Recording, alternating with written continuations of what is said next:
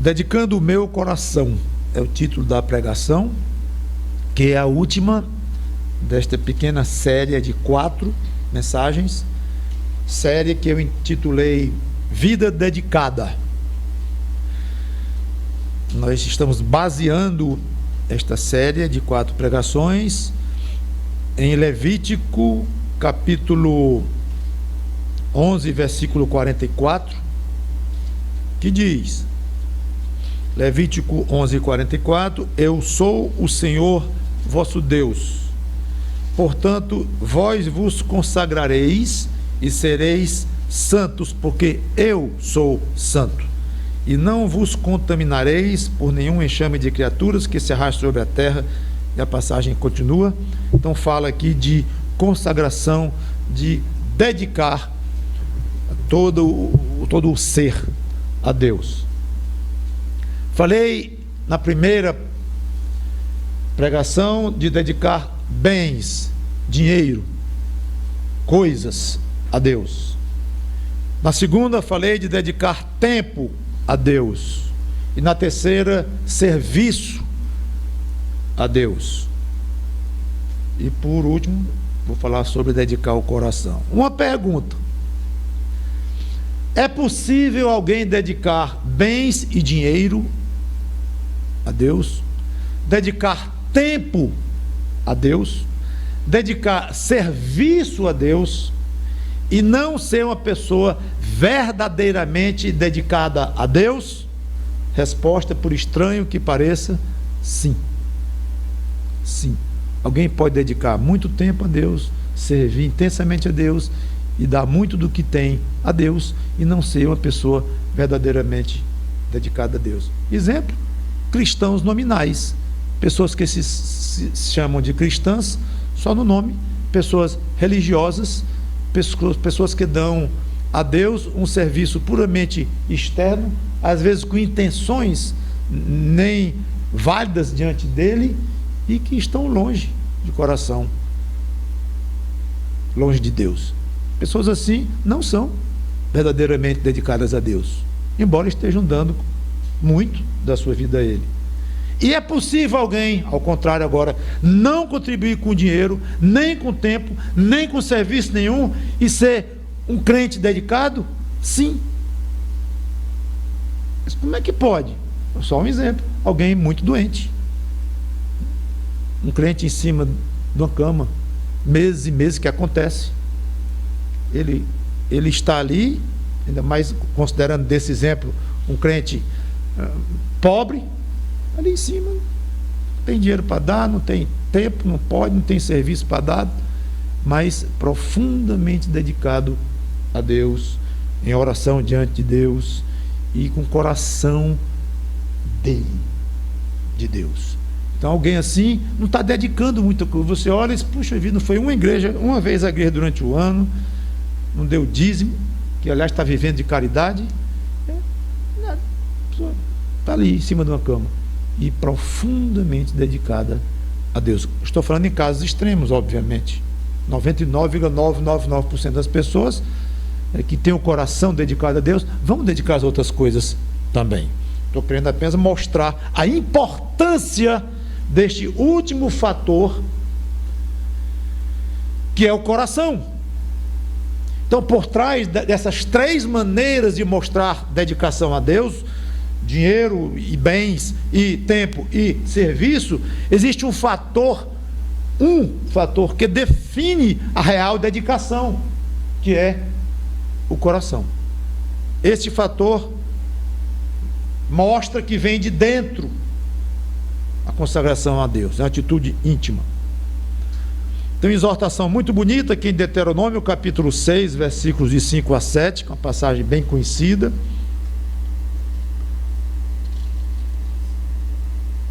Deuteronômio, capítulo 6, versículos 5 a 7, que diz: Amarás, pois, o Senhor teu Deus de todo o teu coração. Pleno Velho Testamento, Deus dando a lei para os judeus. E aqui no final da peregrinação pelo deserto, entrando na terra prometida, Moisés então repete essas leis que já tinham sido dadas 40 anos antes. Então, e aqui fala no coração da lei, na própria essência da lei, há necessidade de uma dedicação interna. Amarás de todo o teu coração, de toda a tua alma, de toda a tua força, falando de intensidade íntima, de dedicação. Essas palavras que hoje te ordeno estará no teu coração. Não é decorada de cor a palavra, não é falada em alta voz apenas, não é apenas pregada pela pessoa, saindo da boca, mas dentro do coração deve estar a palavra de Deus. E vou mostrar mais ainda isso para vocês, a importância dessa conexão entre coração e a palavra de Deus. Estas palavras que hoje te ordeno estarão no teu coração, tu as inculcarás a teus filhos. Bota dentro da cabeça, da mente, do coração do teu filho a minha palavra, e delas falarás assentado em tua casa, andando pelo caminho, ou deitar-se, ou levantar-se. E continua. Mas veja a base de tudo: o coração. Muitos exemplos na Bíblia. O próprio tema é um tema muito vasto, riquíssimo, de dedicar o coração a Deus, mas eu quero apenas focalizar em dois exemplos. Um, o próprio Davi, e outro, o autor do Salmo 119. Davi dá um belo exemplo. Eu vou ler duas passagens que falam de Davi, e as duas últimas também vão falar. Mas Davi, aqui em Salmo 40, versículo 8,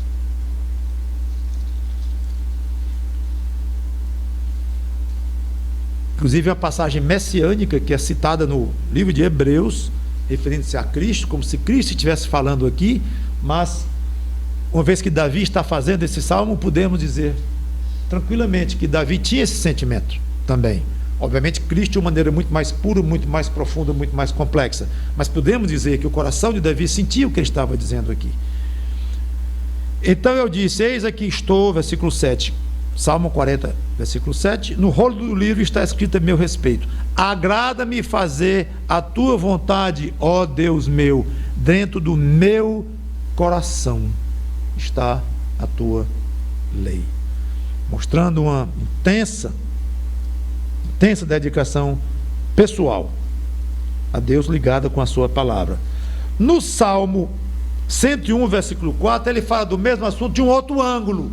Observem, ainda Davi, Salmo 101, versículo 4, quando ele diz: longe de mim o quê? O coração perverso. Não quero conhecer o mal.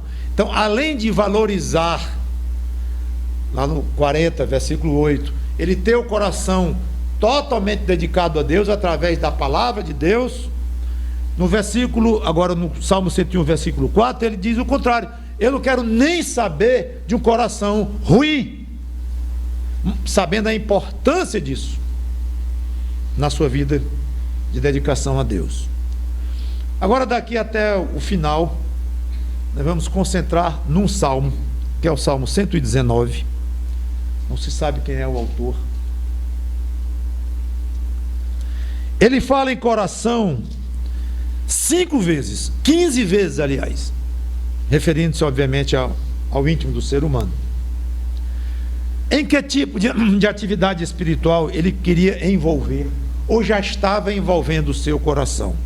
Vamos ver algumas respostas. E essas respostas, eu sugiro que elas sirvam para você como uma aula, para quem quer desenvolver um coração dedicado.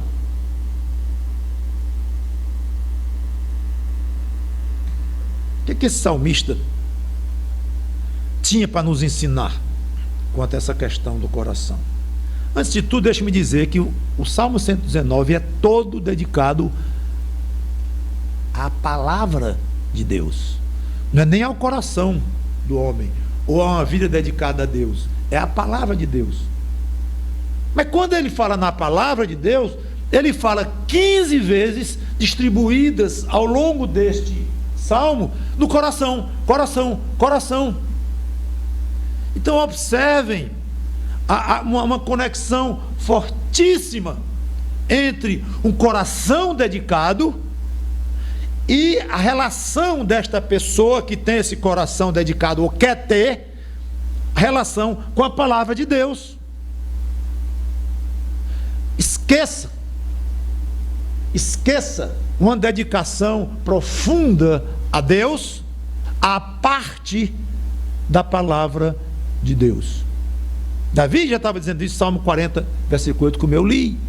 E agora, só em tirar todas essas passagens daqui para frente, falando de coração, do Salmo 119, que é a passagem símbolo, e não haveria outra forma de ser, que fala da palavra de Deus, da importância, da excelência dos mandamentos e da lei divina. Não preciso dizer que o Salmo 119 é o maior da Bíblia, com 176 versículos, muito maior do que o segundo capítulo da Bíblia, qualquer que seja o livro. Então, só isso aqui, se eu parasse de falar agora, já seria importante observar. Pensou em dedicação a Deus, pensou em coração dedicado a Deus, antes do dinheiro, dos bens, do tempo, do serviço, pensou em coração, pense na palavra. Você nunca vai ter um coração dedicado a Deus longe da palavra de Deus.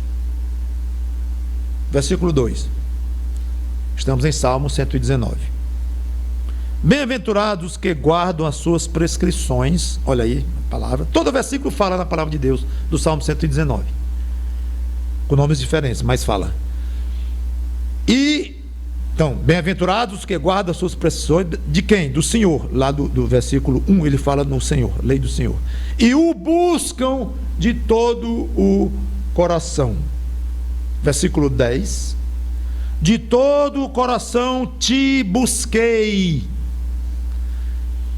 Então ele fala que ele começa dizendo a importância que ele dá à busca pessoal quanto à pessoa de Deus. Ele procura Deus e vai encontrar Deus, ou a revelação de Deus, ou o que Deus tem para dizer para ele, em termos de revelação, na palavra de Deus. Mas ele toma a iniciativa de buscar o próprio Deus.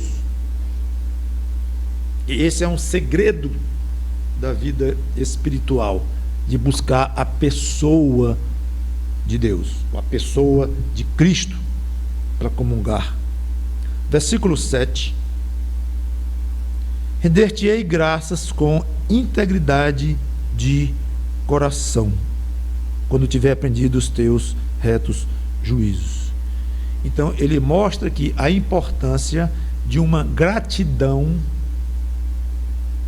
de coração diante de Deus. Você já deve ter visto criança, quando a mãe chega: meu filho não vai agradecer o presente do seu tio, não. Diga obrigado. Já dá as costas. Criança grata, não sei não. Do jeito que ele disse aquele obrigado, com cara feia, rapidamente, já dando as costas para o tio que deu o presente, não sei se eu posso dizer que ali tem um coração grato. Obedeceu a mãe, talvez nada mais do que isso. E você sabe que a gente pode imitar uma criança dessa diante de Deus. Senhor, obrigado por este alimento, em nome de Jesus, amém. Coração grato, todo dia ele agradece a Deus pela comida. Será? Mas eu vi, eu gravei, eu filmei ele orando. Será? Eu insisto na pergunta: será que toda vez que você diz obrigado, Senhor, você está tendo um coração grato? Ou está tendo uma boca mecânica e você se acostumou com aquilo? Ou você acha que é bonito chegar diante da igreja: eu quero aqui dar graças a Deus porque o emprego que eu tanto queria, ou porque minha saúde melhorou, tá? Tudo bem, a gente assume que por trás deste falar há um coração grato, mas não é sempre. E eu quero só lembrar a você isso. O salmista estava ligado: eu quero ser grato de coração. Uma gratidão dessa, como uma criança que agradeceu por força de obrigação, não serve. Versículo 11. Guardo no coração as tuas palavras para não pecar contra ti. Imita aqui Deuteronômio 6:5 que eu já li, né, de guardar no coração, guardar as palavras de Deus. Acho que a ideia aqui é ser lembrado o tempo todo, dentro da sua alma, está sempre sendo renovado, ali como uma corrente de um rio que vai passando, lavando tudo pelo caminho. Acho que a ideia é esta aqui.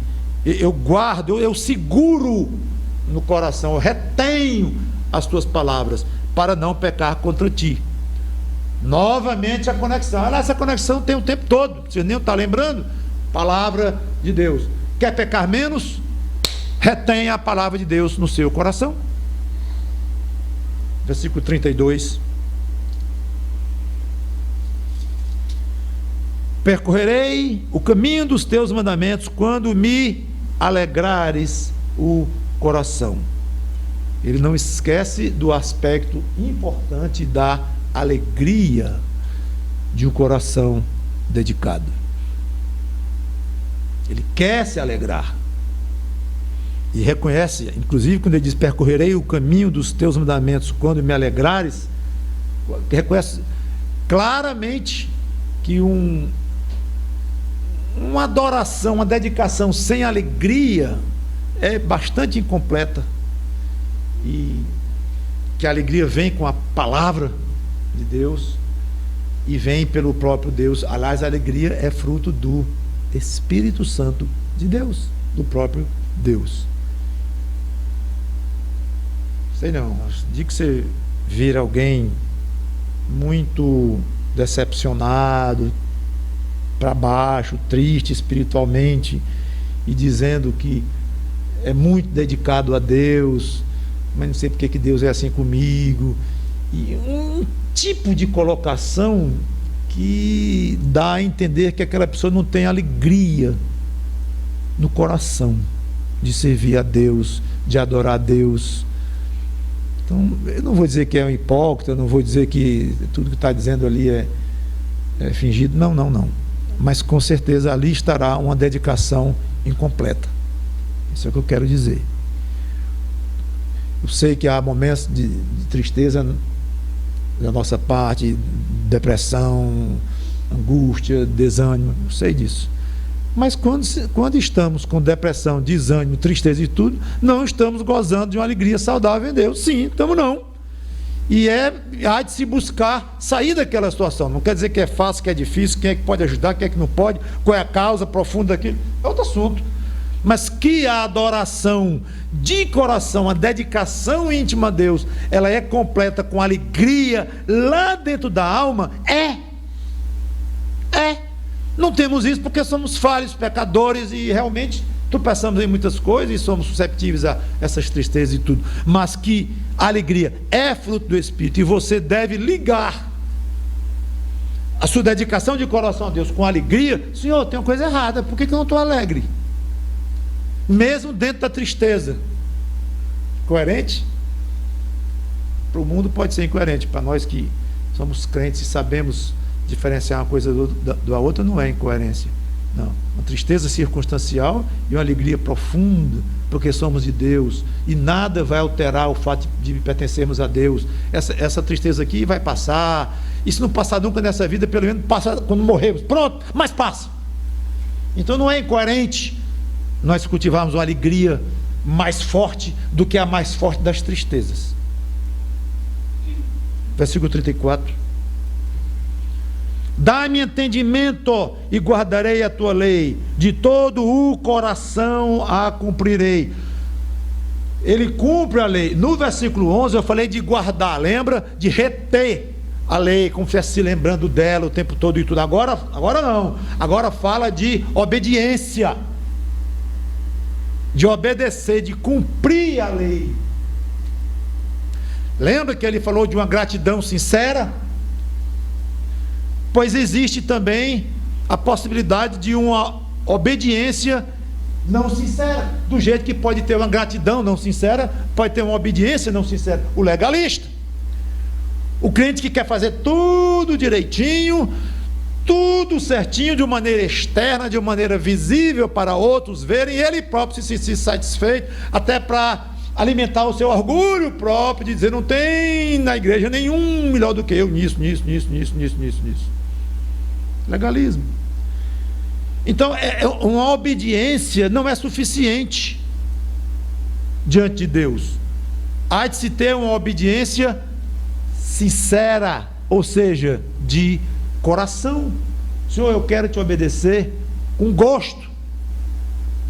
Vamos tocar já nessa questão de prazer lá na frente. Versículo 36. Inclina-me o coração aos teus testemunhos e não à cobiça. Vontade de ter um coração não cobiçoso. E pedindo a Deus para incliná-lo. Senhor, mexe com o meu coração.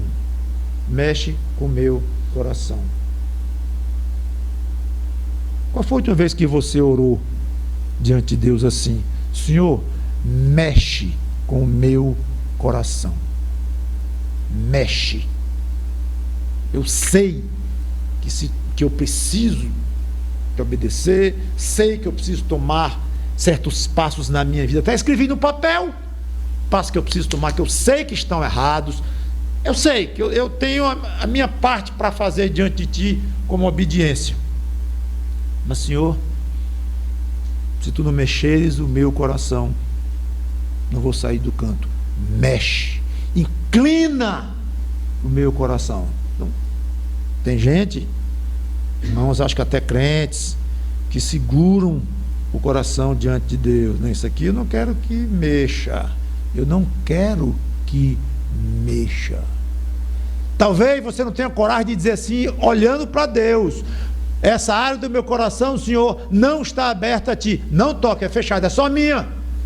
É difícil ter um crente com a ousadia de dizer assim de uma maneira tão clara. Mas não é tão difícil um crente que não diz assim, mas age. Isso aqui eu não quero expor. Eu nem quero pensar diferente quanto a isso. Eu não quero querer aquilo. Pense nisso. Senhor, mexe em todo o meu coração. Não deixa nada, 1 milímetro que não seja exposto a ti e mexido por ti. Era isso que o salmista queria. Porque como é que você vai dedicar um coração a Deus que você reservou uma parte dele para si próprio? Não vai. Versículo 58. Imploro de todo o coração a tua graça, compadece-te de mim segundo a tua palavra. 145. De todo o coração eu te invoco, ouve-me, Senhor. Orações intensas. No versículo 58, inclusive, ele até disse pelo que ele orava tão intensamente: pela graça de Deus. Mas eu quero generalizar em termos de orações. Orações intensas, de coração. Por que ele diz? De todo o meu coração eu te invoco, de todo o meu coração eu te imploro. Porque você pode implorar sem estar com o coração ali. Mesma coisa que eu falei da gratidão, que eu falei da obediência. Ou seja, você pode orar e orar e orar sem estar com o coração naquele pedido, uma oração mecânica.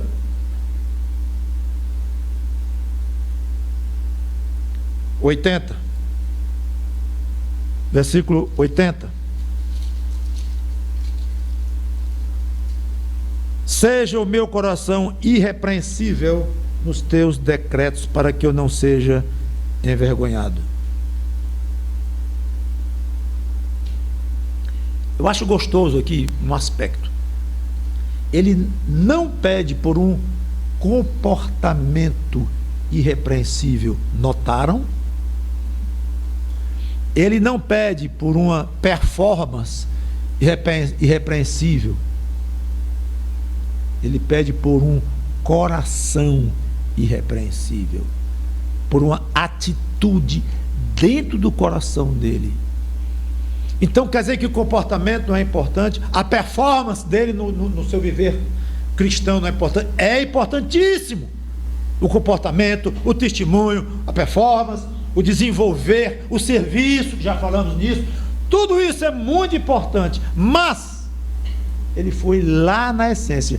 Senhor, eu quero um coração irrepreensível. Sabe por quê, Senhor? É porque quando eu tiver um coração irrepreensível, tudo mais será uma mera consequência.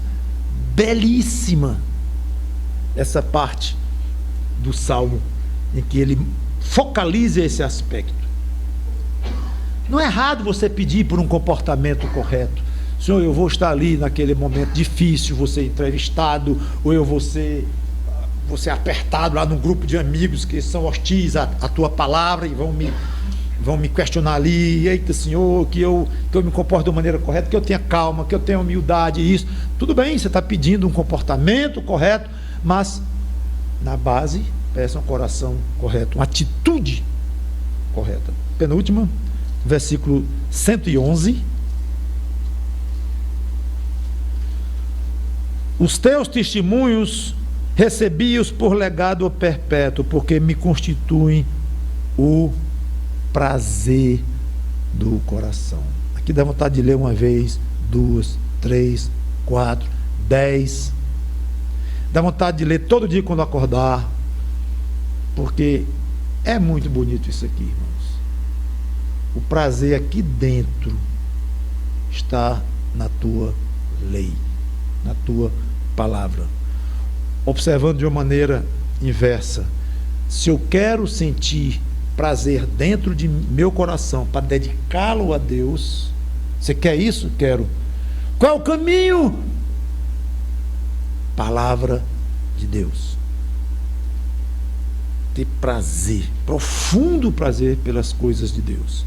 Versículo 161. Príncipes me perseguem sem causa, porém o que o meu coração teme é a tua palavra. Ele não teme inimigos poderosos, mas ele tem um temor profundo pela palavra de Deus, ou seja, pelo próprio Deus, obviamente. Senhor, eu ando muito medroso. O meu chefe já olhou para mim 3 vezes esse meio de banda, e eu vou ser franco, Senhor, eu estou com muito medo do que vem por aí. Da última vez que ele fez isso com o meu colega, na 4ª vez ele demitiu o meu colega. Eu estou com muito medo. Senhor, eu estou com muito medo da situação mundial, que está acontecendo lá no Oriente Médio.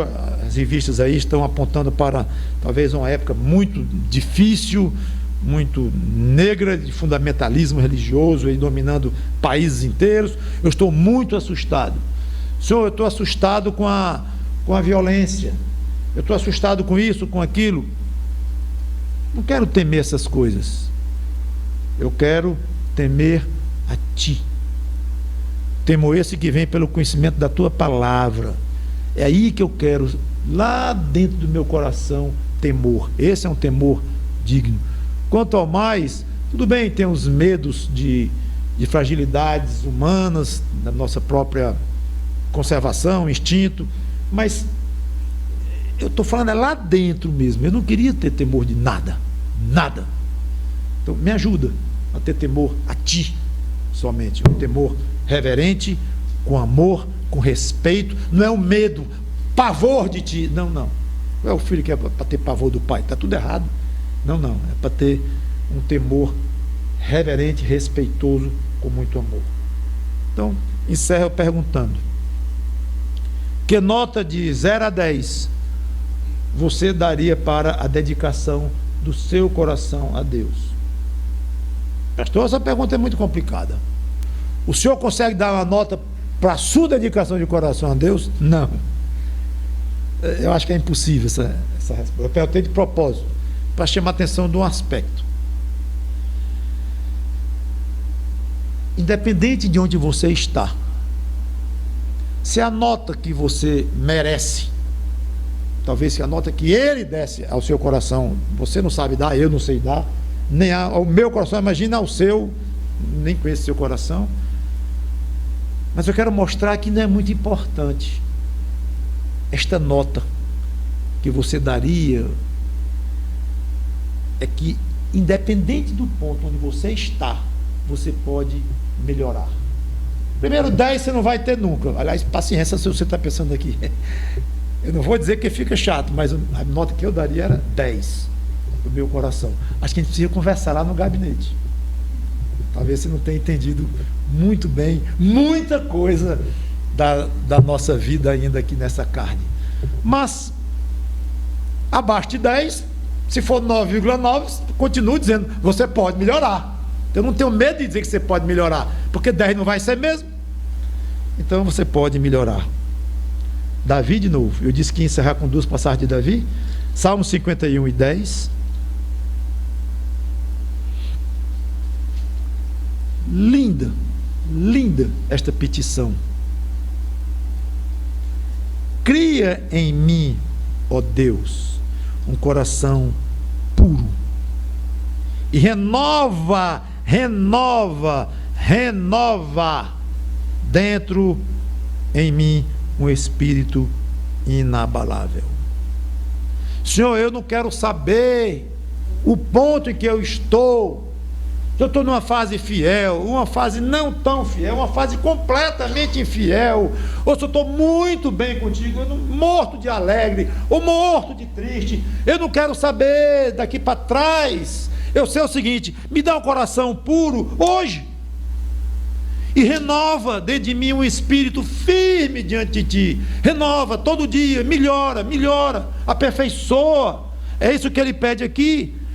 Eu quero um coração puro. Não é que ele não tivesse antes, não é que ele nunca teve momentos de pureza no seu coração. Não, ele pode ter tido, deve ter tido. Nós temos momentos, obviamente, misturados com muita impureza e pecado também. Mas temos nossos momentos de pureza.